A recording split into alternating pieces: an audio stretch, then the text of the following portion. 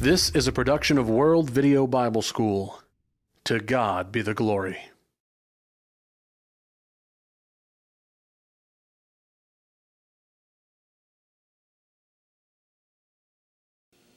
Hello, and welcome back to this another lesson on learning to use the Greek New Testament. Today's lesson has to do with adjectives. If you haven't read chapter 6 in your textbook, go ahead and stop the video at this point and go back and read over that chapter. I think it's important that you at least skim through that material at the very least so that you'll have an idea of the kinds of things that we're going to talk about it, so that you'll have in your mind some of the things and some of the concepts and some of the words already there, so that when we talk about it in this class, perhaps it'll make a whole lot more sense to you. But if you haven't done that, go back and read at this point. Before we get into the actual things that I think you need to know about adjectives, I want to encourage you, to exhort you just a little bit in letting you see how important it is to learn something about adjectives, to take notice of these adjectives in the Bible, and particularly in the Greek New Testament. And to illustrate what I'm talking about, I want to spend just a few moments talking to you about John chapter 10. We'll look at a particular verse there in just a moment, but let me give you the context of John chapter 10. Do you remember as Jesus in His earthly ministry dealt with some of the scribes and the Pharisees who had accused Him of various things, who tried to undermine His work? Well, the interesting thing is that some of those scribes and some of those Pharisees were known in that day as some of the shepherds of God's people. Now, a shepherd formed a literal shepherd, one who went out with the goats and the sheep to guide them and to lead them into pastures that were green and to protect them from the wolves and so forth. Those shepherds formed a very important part of the economy and the commerce of ancient Israel. In the Old Testament, that word shepherd was used in a metaphorical sense to refer to the religious leaders of the day, some who had the responsibility of feeding the people of God with God's Word, of protecting them from false ideas. But some of those shepherds, as recorded in Ezekiel chapter 34, had failed in their responsibilities. They themselves were getting fat while the people of God were weak. They were not strengthening the people of God, as Ezekiel told them. They had failed miserably in their responsibilities. They weren't being good shepherds at all. When you come over to the New Testament, when Jesus was involved in preaching and teaching to people, we find some of the various religious leaders of that day who had failed in their responsibilities as well. For example, in chapter 9 of John, the Bible speaks about a man who was born blind, and yet Jesus healed him. Remember, He spat upon the ground and He made some clay and a spittle and put it on the eye of that man who was born blind, and He told him to go wash in the pool of Siloam. And he did, and when he washed, his sight returned. He was able to see. Well, the religious leaders of that day, the so-called shepherds of that day, didn't like it. In fact, they cast him out of the temple because he had said that Jesus had done it, and Jesus had did it on the Sabbath day, which in their mind broke their tradition. And so some of these so-called or would-be shepherds of that era really weren't fulfilling their responsibilities. They were not looking after the people. In fact, they were deceptive, some of them were. They tried to undermine the work of Jesus, even plotted to put Him to death. And so in John chapter 10, when we come to this particular passage, we find that Jesus speaks about being a shepherd. Notice what He says. He says, "I am the good shepherd." The good shepherd gives his life for the sheep. Did you know that word good is an adjective? That's right. It's descriptive. It's describing something about that noun shepherd. Remember, as we said in earlier lessons in this course, that an adjective describes or qualifies a noun. There, the word shepherd is qualified by the word good. Now, that word good, if you look it up in a lexicon, carries with it a variety of meanings and some very subtle nuances that go along with it that I think are very important for us to understand. In fact, that word good not only means beautiful, not only means excellent, it not only means eminent, but it also means surpassing. Surpassing. In other words, what Jesus was saying is that not only am I a shepherd, not only am I a religious leader, but I am, literally here it is now in Greek, I am the shepherd, the good one. In other words, I am the shepherd, the surpassing one, the eminent one, the beautiful one, literally the precious one. Jesus stood out far and above all the other shepherds of that day, whether there were some who were doing a good job or some who, were deceptive and others who were failing in their responsibilities. Jesus surpassed all of these shepherds. Why? Well, he goes on in the text to tell us why. Because he gave his life for the sheep. He wasn't just willing to defend the sheep like shepherds of the ancient world did and even today, but he gave his life for the sheep. He goes on to speak about a little later on that he knows his sheep, and in fact in verse 3 of that same text we understand that he knows the sheep by name. And then in verse 16 we find that not only does Jesus know the sheep, not only is he willing to give his life, but he's concerned about all sheep. He says, other sheep I have which are not of this fold, them also I must bring, that there may be one fold, one shepherd. Jesus indeed was the surpassing shepherd. He was the good shepherd, literally the shepherd, the good one, because of the things that are identified there as he describes himself in John chapter 10. Oh, we've learned some powerful lessons perhaps in our past about the work of a shepherd. And indeed, all of those are so befitting of Jesus. But now Jesus says, I am the shepherd, the good one. And thus he uses an adjective, the Greek word kalos, to describe something about his work as a shepherd.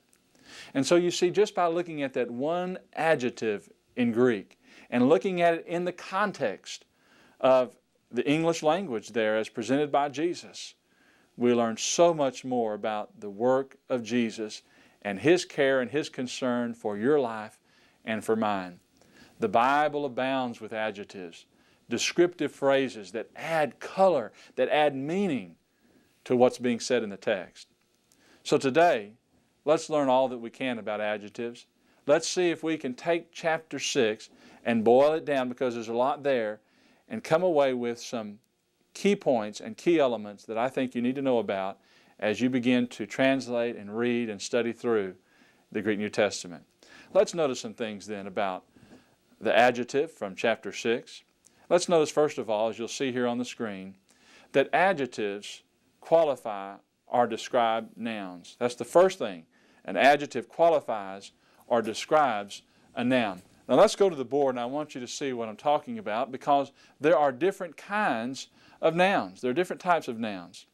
And we won't go in great detail about these, and I'm not going to require you to memorize all the different types of nouns that there are, but you'll encounter them a little later on if you continue to read on your own in the grammar book, as well as if you take an intermediate course in Greek, you'll learn about in more detail some of these different types of adjectives. But for now, I just want to illustrate what I'm talking about by going to the board here and showing you that, for example, there are some adjectives that are known as limiting adjectives. Limiting adjectives. For example, in this sentence, some Greek classes are easy. Well, I'm hoping that you're thinking that this Greek class is easy, but if you look at that word or that sentence, some Greek classes are easy, you're going to notice that this word some technically is an adjective. It's limiting. In other words, it's saying that not all Greek classes are easy, but some are. And we might say this one is, right? Well, some Greek classes, some is our adjective. So you have here the use of an adjective in a limiting sense, okay? Then there are adjectives that are known as descriptive adjectives. Descriptive adjectives. And there are a few of them here in this sentence. Notice this next sentence. Micah's black Bible is very shiny. Well, the Bible is the subject of our sentence, is our verb, but now we're learning something about that Bible. What do we know? What's being described about that Bible? Descriptive? Well, it belongs to Micah, and it's also black. Okay? So you see how that with just the use of adjectives, we can add so much to a sentence, and things become clear. Images come up in our mind as we see this shiny black Bible belonging to a young man by the name of Micah. So Micah's black Bible. And then we have another adjective down here, is shiny, is shiny. So notice how those adjectives then can be descriptive. They can be descriptive. Another type of adjective has to do with what is known as a proper adjective, a proper adjective. And for example, in the sentence, I love Greek class, well, what class are we talking about? We're talking about the Greek class. Well, this is a proper term or proper adjective. Just like we have proper nouns, you also have proper adjectives. So the word Greek here is describing something about this class. Okay? The word Greek is describing something about the class, and in this instance, it is a proper noun being used as an adjective. All right? In the next sentence here, we have the use of an adjective known as a predicate adjective. And by the way, we're going to talk about today predicate adjectives and how those adjectives are used in Greek sentences. But nevertheless, look at this sentence. This lesson has been difficult. Has been is our verb phrase, has been, but difficult is our adjective. See, it's describing something about the lesson. Describing something about the lesson. Now, technically speaking, even this has reference to or is used as an adjective, just like the can sometimes be used as an adjective article, and I've made reference to that in the past in other lessons. But nevertheless, right now, as we illustrate what we mean by predicate adjectives, this is one right here. A sentence is made up of a subject and a predicate. Okay? Every sentence, complete sentence, has a subject and a predicate. You've got to have a subject or you don't have a sentence. And then the predicate is what else is said in the sentence about the subject or relating to the subject in some way. Okay? And when we think about predicate adjectives, we'll have a to-be verb like has or has been or is or are and something like that, and something said about this subject right here, the lesson, and there's something being said about it, describing it. The lesson has been difficult. So this is an adjective. All right? Now let's take a look at this last one here, the sentence that says, the wisdom of God is greater than the wisdom of men. Now, in this particular sentence, greater than has reference to is our adjective here, and it's in a class of adjectives known as degrees of adjective, degrees of adjective. And sometimes you can use them in a comparative sense or in a superlative sense, all right, where you're comparing one thing to another, or you're saying one is far exceeds the other, it's superlative, super above the other. And so here you have the use of the degree of adjectives in the sense that you're comparing, but you're also saying that one is over the other. So the wisdom of God is greater than the wisdom of men. Well, as we go back now and look at all of these sentences, I'm going to underline some of the things that I did not underline as we went along. And also, I don't know if you were paying attention or noticed, but there were some other adjectives that we did not make note of, and that really are examples of the other categories of adjectives that I spoke about.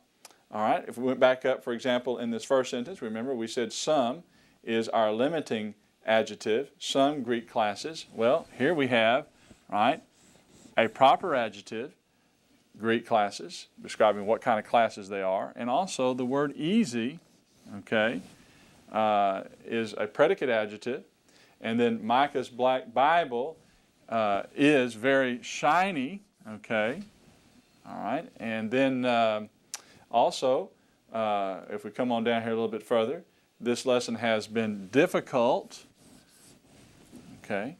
So there are some other examples of adjectives. So adjectives are an interesting sort of part of speech that I think we need to know a little bit about and pay attention to as we go through and we study the Bible, because again they add so much more color and meaning and imagery to our sermons and to our understanding of the Bible. All right, so that's the first point then, is to realize what an adjective is and that there are different kinds of them. But for right now, if we could just sort of boil down that first point, and that is that an adjective qualifies or describes a noun. Says something about a noun in the sentence. Tells us something about it, okay?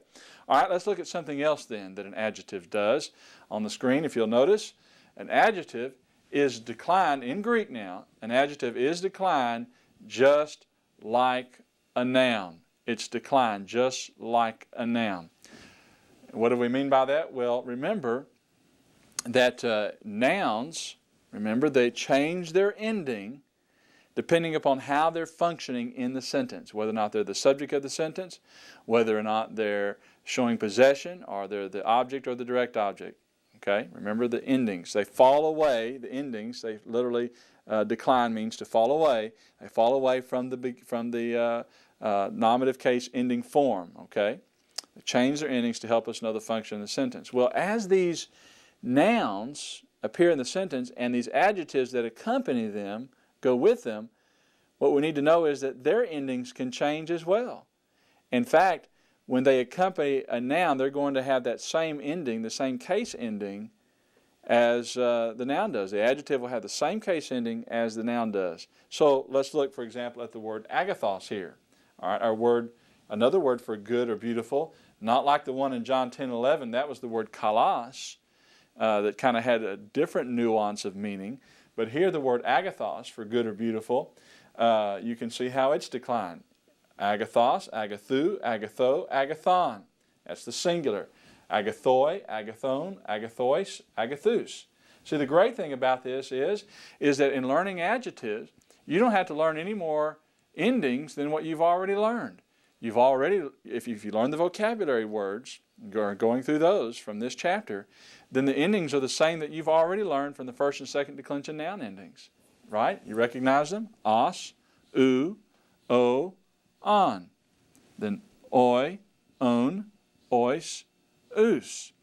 And so you see, then adjectives are declined just like nouns are. All right, let's notice something else about adjectives. Let's notice as we look on the screen now that an adjective can be either masculine, feminine, or neuter. Masculine, feminine, or neuter.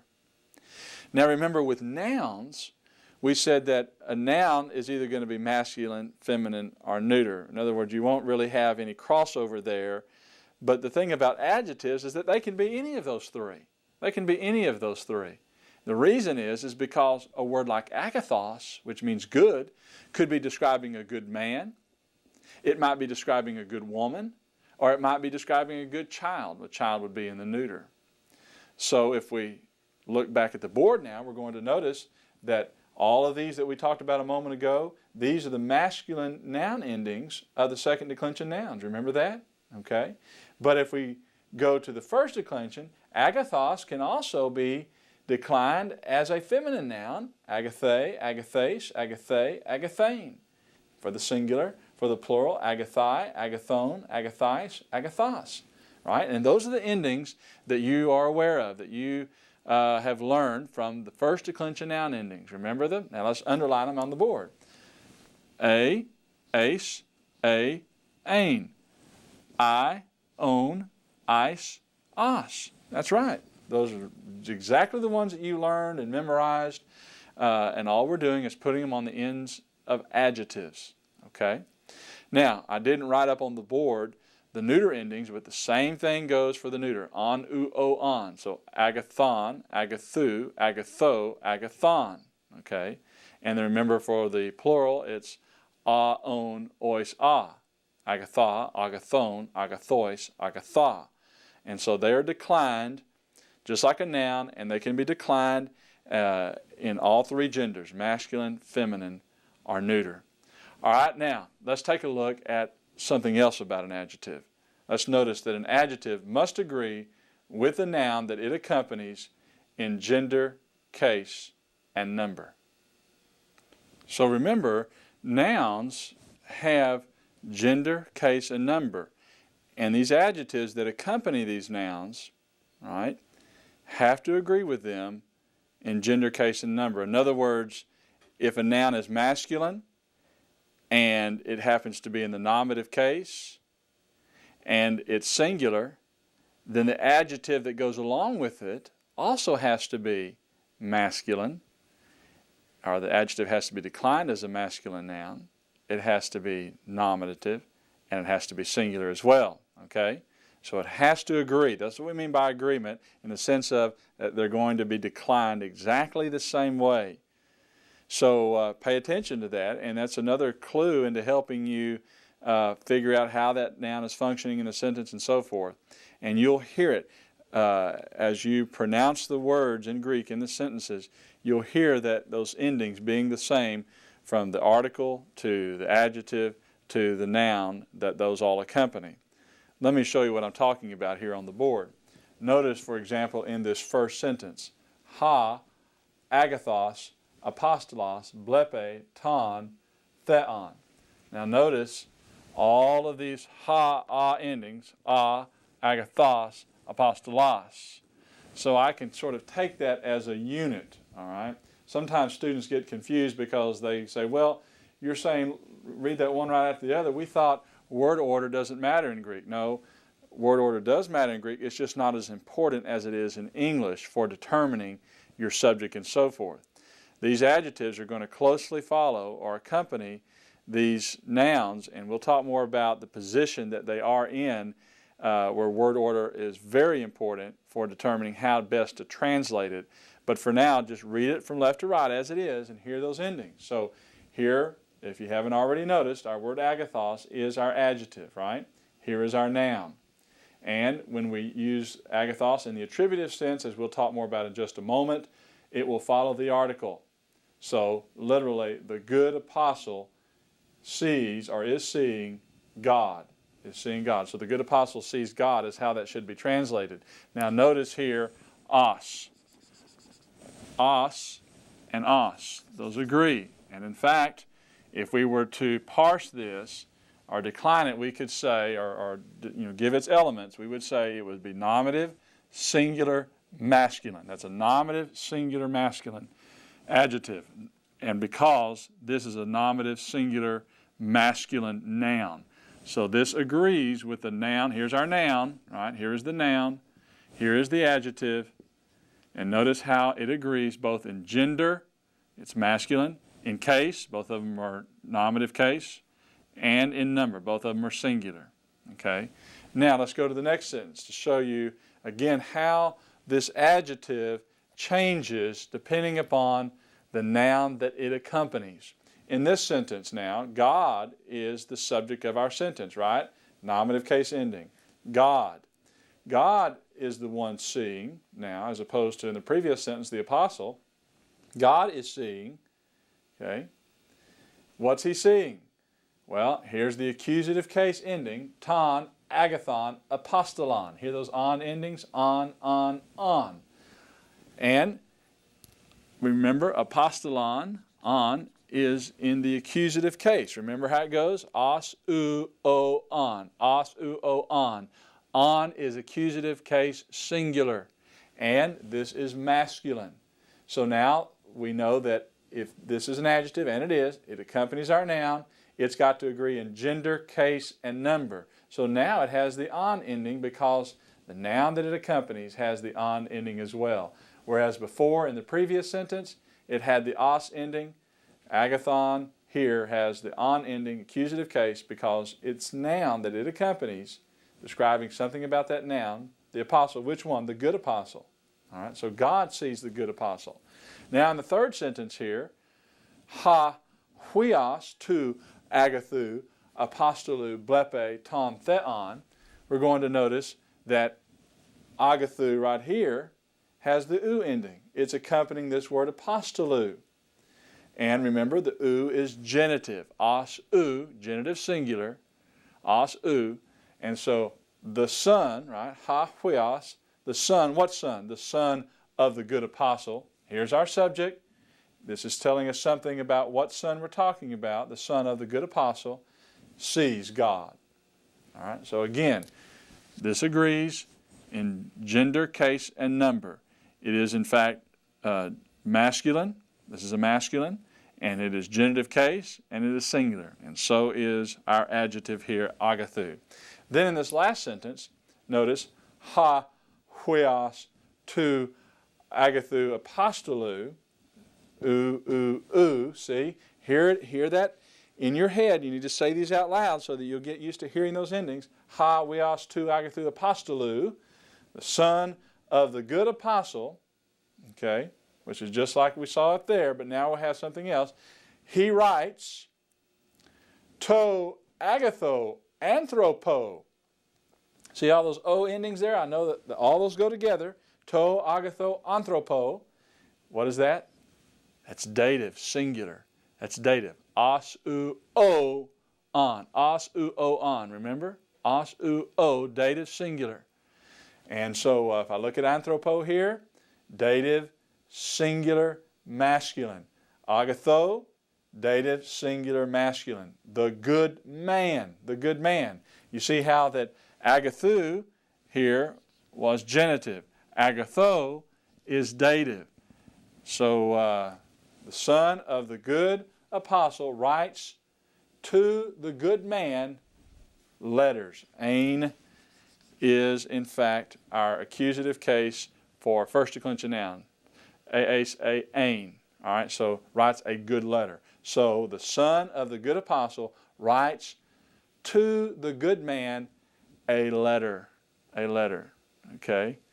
All right. Well, that gives you an example then of how these adjectives were declined just like the nouns, and they have to agree with the nouns that they accompany in gender, case, and number. All right, let's notice something else about nouns, or about adjectives. Let's notice that an adjective can be used in one of three ways. It can be used attributively, and we'll talk more about what that means in just a moment. It's going to attribute something to the noun. Secondly, it can be used predicatively, or some say predicatively, predicatively, and we'll talk more about what that means in just a moment.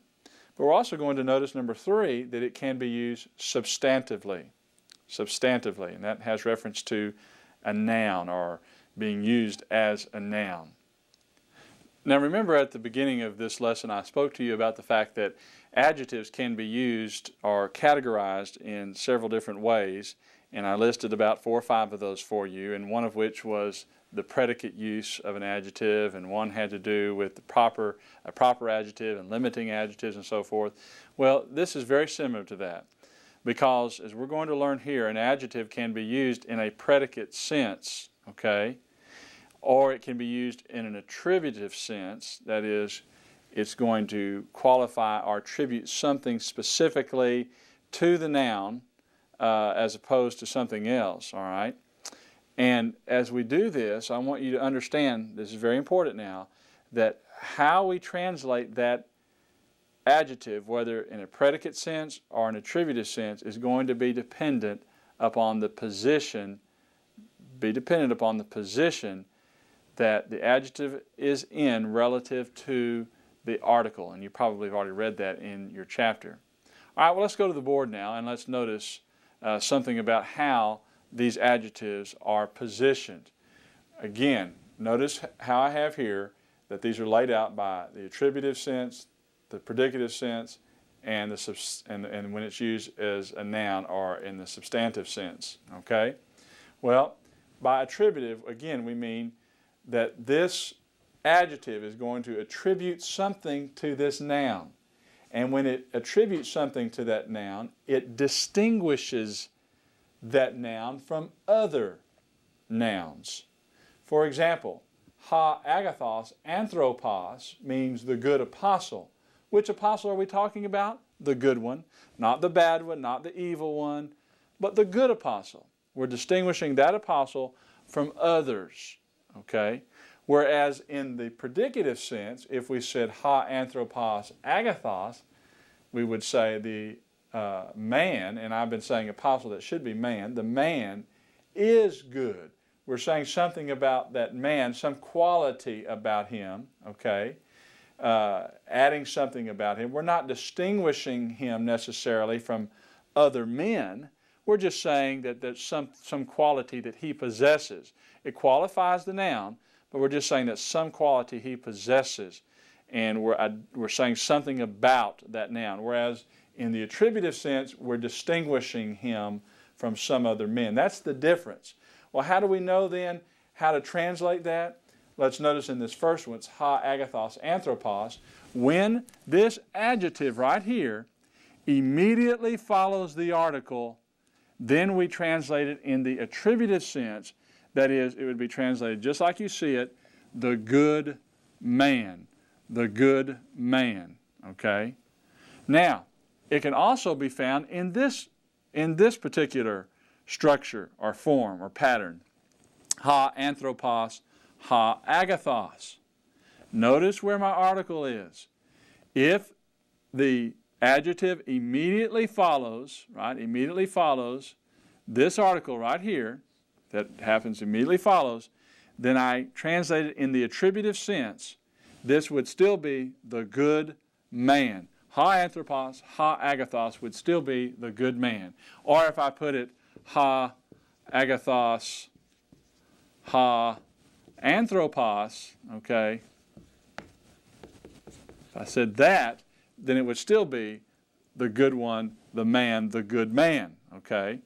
So that's very important that you realize that where that adjective falls in relationship to the article is extremely important in translating the sentence. If it immediately follows the article, the article the, then you translate it in the attributive sense and it would be the good man, the good man. So remember, here are the two ways. Ha agathos anthropos, the good man, or you might see it like this, just like in John 10:11, when it's translated, remember I said the shepherd, the good one? Well, in English it just comes across as the good shepherd. But in Greek there are actually two articles there. There's the shepherd, poime, and then there is the word kalos for beautiful or good, ha kalos.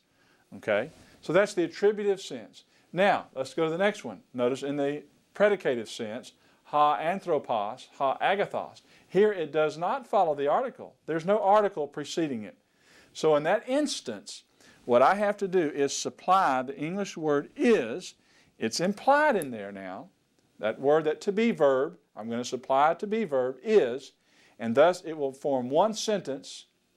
Now, in this instance, it may, in other Greek sentences, have more to say, and we may have a main lead verb in there and so forth. But in this instance, it's used in the predicative sense, or like a predicate, okay? In other words, we have a subject, and here is our predicate with our verb, and then this adjective saying something about the man here.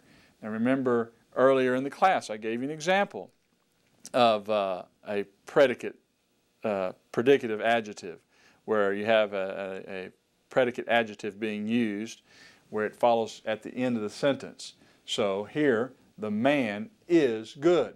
Now notice, you'll also see it in this form where agathos may be first, and then ha anthropos, you still translate it as the man is good. Notice there is no article right here, no article. So the same thing, the man is good. You may find it in either one of these forms, okay? So here's the attributive sense. It's attributing something to this man. It's distinguishing it from some other man. Here is in the predicative sense or predicative sense. It's saying, adding some quality about this man, not necessarily distinguishing. It's just saying the man is good. Then finally, in this chapter we learned that adjectives can also be used substantively. And that word substantively, when you see that, and you'll run across it again in dealing with participles and so forth, that just has reference to that word being used as a noun, A participle can be used as a noun. An adjective can be used as a noun. So even though it's an adjective, its part of speech in the sentence is going to act like a noun. So that, for example, in this sentence, the good see God. Well, the word good here doesn't have a noun following it, does it? It doesn't accompany any other noun. You say, well, what about it doesn't refer to God? No, it can't, because adjectives must agree with the noun that they accompany in gender, case, and number. Here, this is accusative case. This is nominative. It's the subject of our sentence. And since there is no other noun, it just simply means the good. There was a movie many years ago made in the United States called The Good, the Bad, and the Ugly. Well, good, bad, and ugly are all adjectives. But in that sentence, or in that title, they're all being used as nouns in that instance, okay? For example, in the United States, we have an association called the Association for the Blind. All right, the association for the blind. Well, typically we think of blind as being an adjective, a blind man, a blind woman, a blind child.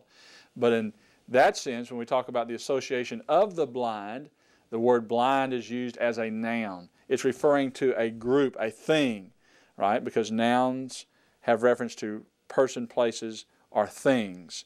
So that's an entity, the blind.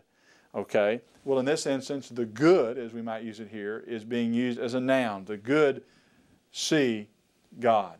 So, again, attributive, predicative, and then substantively. Those are the three different ways in this chapter that we've learned how an adjective can be used, and the position in these two instances specifically, the position of the adjective is all important for determining how to translate it. Okay. Well, we've learned several things about adjectives that are important. Remember, adjectives can be declined just like nouns can. They have to agree in gender, case, and number with the noun that they accompany. Remember what an adjective is as we've defined it. Remember how it can be used in one of these three ways here as you translate sentences. All right, now let's go to the next portion of this class, and let's work just a few sentences now to do some exercises here in class.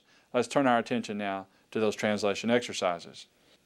Now, I've chosen some sentences from chapter 6 of the book that will illustrate some of the things that we've learned in today's lesson.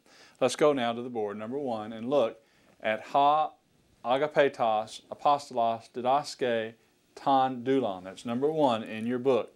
Now, notice that right away that we have an adjective here, and it's being used in the attributive sense. Why is it used in the attributive sense? Because it immediately follows this article.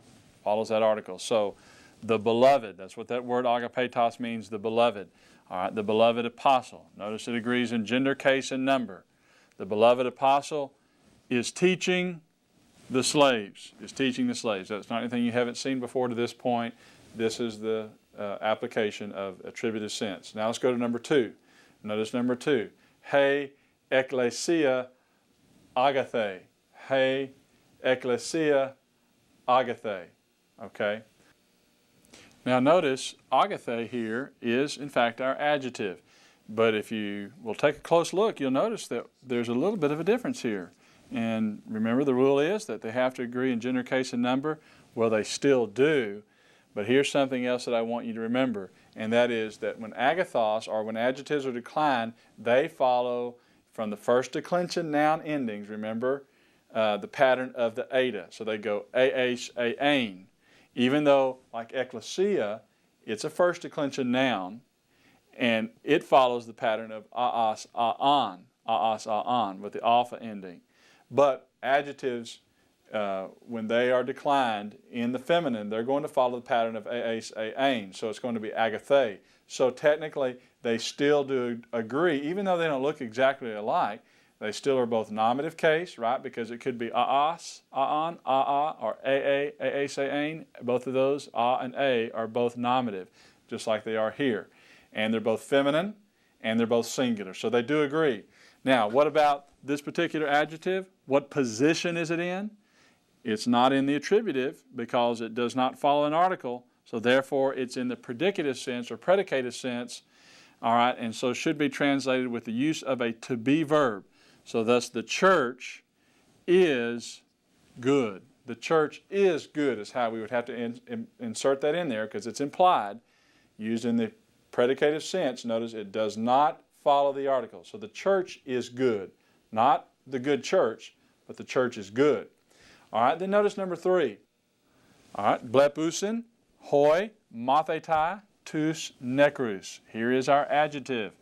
Notice they see, who is seeing? The disciples, subject of our sentence, okay, nominative case ending. The disciples see, what are they seeing?